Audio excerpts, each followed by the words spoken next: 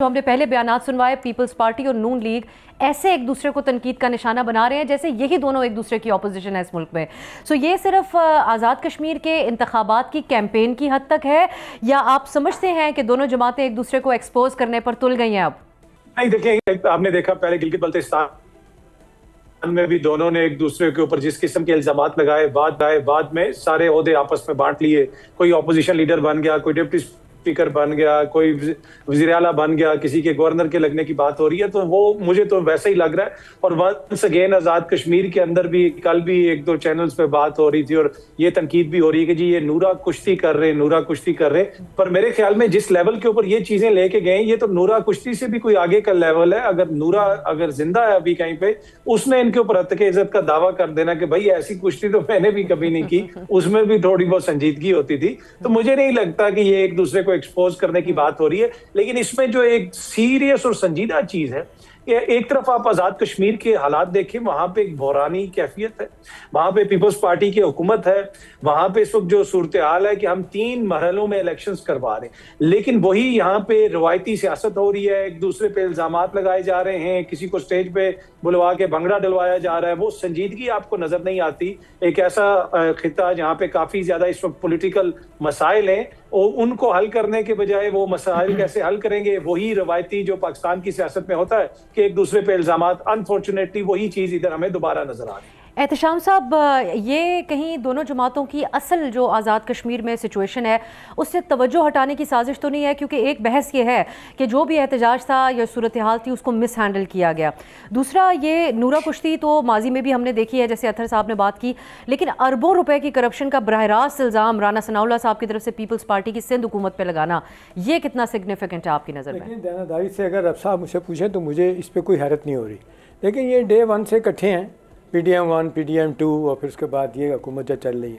हमेशा हमने देखा कि इलेक्शन के करीब ये दोनों थोड़ी अपनी लाइन बदलते हैं। अभी 3 साढ़े 3 साल तो हो गए हैं, अब बजाय तो नहीं लगता कि इतनी जल्दी इलेक्शन होंगे, लेकिन दोनों डील करते हैं।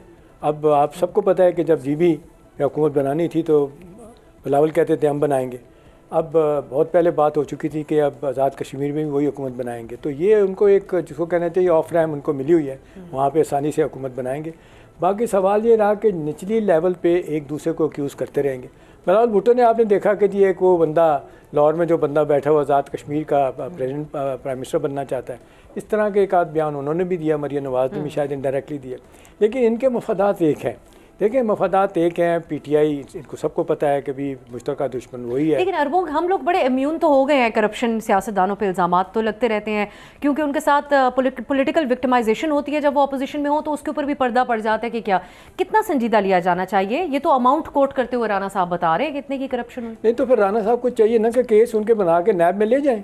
नैब तो उन्हीं के अंडर काम कर रही है ना, वो जनरल साहब को वरना तो आप मिले हुए हैं कि इल्ज़ाम भी लगा रहे हैं और कार्रवाई भी सिर्फ एक दूसरे को जिसको कहते हैं मैक्सिमम कंसेशन जो एक्सट्रैक्ट करने की बात हो रही है। हाँ, एक बात ज़रूर है कि जिस तरीके से बहुत कम होता है कि ये पार्टी लीडरशिप पे इस तरह डायरेक्ट तनकीद की जाती है, थोड़ी बहुत हल्की फुल्की की है इन्होंने। लेकिन एक चीज़ तो है कि जरदारी साहब ने हुकूमत को बताया, मैं आपको ये बता सकता हूँ वो अच्छी तरह से, कि ये आपको मुझे दिखाने के लिए लड़ाई है, अंदर से इकट्ठे हैं। किसी सूरत में भी ये राइट लेफ्ट नहीं होंगे। जब वक्त आएगा इलेक्शन का उस वक्त फैसले होंगे कि क्या करना। और ये आवाम का भी तमस्खुर उड़ाने वाली बात है कि आपके टैक्स पेयर के पैसे का इल्ज़ाम लगा रहे हैं करप्शन का, लेकिन हम कार्रवाई कोई नहीं करेंगे क्योंकि हम इसको अपने सियासी बयानिए के लिए इस्तेमाल करेंगे। पाकिस्तान के अवाम यकीनी तौर पर इस बात को नोटिस तो कर रहे हैं। अथर, जो आज़ाद कश्मीर की सूरत हाल पर बिलावल भुट्टो साहब का बयानिया है और ओपिनियन है, वो आपको समझ आ रहा है? क्योंकि मुझे इस पे इबाम ये नज़र आता है कि एक तरफ वो ट्रूथ कमीशन बनाने का भी मुतालबा करते हैं, साथ ही वो ये भी कहते हैं कि कलदम जो हुई है ये तंजीम, वो जिम्मेदारी हमारी नहीं है। सो आपको कुछ उनकी पोजीशन वाज़े नज़र आती है जो बिलावल साहब कैंपेन में अपना रहे हैं? नहीं, ये देखें ना, ये बड़ा इंपॉर्टेंट पॉइंट है। अगर आप देखें इस वक्त हुकूमत वहां पे किसकी है, वो फैसल राठौर साहब जो वजीर आजम है, उनका ताल्लुक पाकिस्तान पीपल्स पार्टी से है। तो बिलावल साहब की अपनी हुकूमत है। जब वो इंटरनेट की बंदिश की बात करते हैं, वो मोबाइल सर्विस की बंदिश की बात करते हैं, तो वो किससे कह रहे हैं? भाई आपकी अपनी हुकूमत है। आपकी हुकूमत के होते हुए जिस अगर किसी को कालादम करार दिया गया है, वो आपकी हुकूमत ने किया है। कोई वहां पे एडमिनिस्ट्रेशन अगर कोई एक्शन कर रही है, वो भी आपकी हुकूमत उसको सैंक्शन कर रही है। तो आप किसके ऊपर तनकीद कर रहे हैं ना? देखें, ये एक अजीब लग्जरी है जो हमारे हुक्मरान एंजॉय करते हैं कि ये ऐसे बयान देते हैं कि जैसे इनका ताल्लुक ऑपोजिशन से। और वही चीज हमने गिलगित बल्तिस्तान में भी देखी, वहां पे भी जाके दोनों मोजिज जमातों की जो लीडरशिप है उन्होंने ऐसी ही बातें की कि जैसे ये लोग तो इक्तदार में कभी रहे ही नहीं और इनका ताल्लुक ऑपोजिशन से है। वंस अगेन आजाद कश्मीर के हवाले से भी वही किया जा रहा है, और बिलावल साहब जहां पे बयान दे रहे हैं वहीं पे जिस किस्म के बयान नून लीग से भी आ रहे हैं, वहां पे ये लगता है कि शायद वो पहली दफा आजाद कश्मीर में आने लगे। भाई वो भी माजी में हुकूमतें बना चुके हैं, वहां पे उनकी जमात है, उन्होंने बड़ा अरसा वहां पे हुकूमत की, तो अगर कोई कमी पेशी है तो उसमें वो भी उतने ही जिम्मेदार हैं। तो ये जो बिलावल साहब की सारी जो है जिम्मेदारी वफाकी हुकूमत पे वो डालने की कोशिश कर रहे हैं, तो भाई अपनी जो आपकी आजाद कश्मीर में हुकूमत है उसकी जिम्मेदारी फिर कौन लेगा? तो मुझे ये लगता है कि ये एक ऐसा पॉलिटिकल नैरेटिव बनाने की कोशिश है जो मुझे नहीं लगता कि कश्मीर के लोग बाय करेंगे, और जो उनके कंसर्न्स हैं उन्होंने काफी दफा शो किए हैं। अब देखते हैं कि ये चैलेंज है इन सियासी जमातों के लिए कि वहां का जो मसला है जिसको बिलावल बार बार कहते हैं सियासी मसला है, तो भाई सियासी मसला है तो फिर आप उसको हल करें। तो अब देखते हैं कि आगे चल के ये किस तरह उसको हल करते हैं। एहतशाम साहब, बिलावल भुट्टो ने एक तनकीद वफाकी वज़रा के बयानात पे, बिलखुसूस ख्वाजा आसिफ साहब का एक कश्मीरियों के हवाले से बयान था, उसको बनाया कि सेंटिमेंट्स उन्होंने कश्मीरियों के हर्ट किए हैं। नून लीग की क़यादत से शिकवा किया कि उन्होंने उससे डिस्टेंट नहीं किया अपने आप को। अब शेख रोहेल असगर साहब, उनकी एक सिग्निफिकेंस मुस्लिम लीग नून में एक फैमिली रिश्ते के एतबार से भी अब बढ़ गई है। उनसे ARY के सीनियर जर्नलिस्ट नईम अशरफ भट्ट ने जब सवाल पूछा तो उन्होंने तनकीद किया ख्वाजा आसिफ साहब पे। वो कहते हैं कि बोलने से पहले अल्फाज पे गौर करना चाहिए। ख्वाजा आसिफ तो ये फैसला नहीं कर सकते कि कौन कश्मीरी है कौन कश्मीरी नहीं है।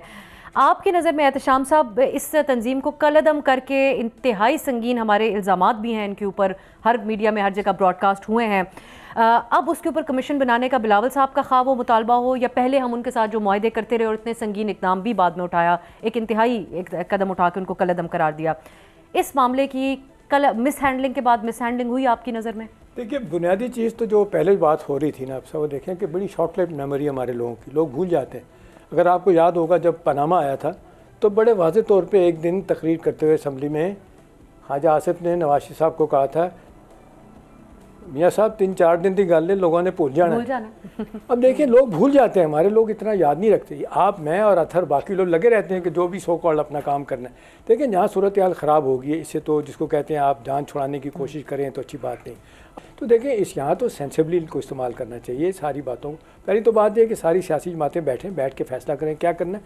दूसरी बात जो मेरे लिए शायद डाइजेस्ट नहीं हो सकती अब सही है कि देखें, आप इस कमेटी को जो कलअदम हो चुकी है, लाख अच्छा कहें, 28 पॉइंट 38 पॉइंट थे, 35 पॉइंट मान लिए गए। आटा आज भी आप देख लें उनको कितनी कीमत में मिलता है, 3 रुपये बिजली यूनिट मिलती है, आपको 72 रुपये मिलनी होती है।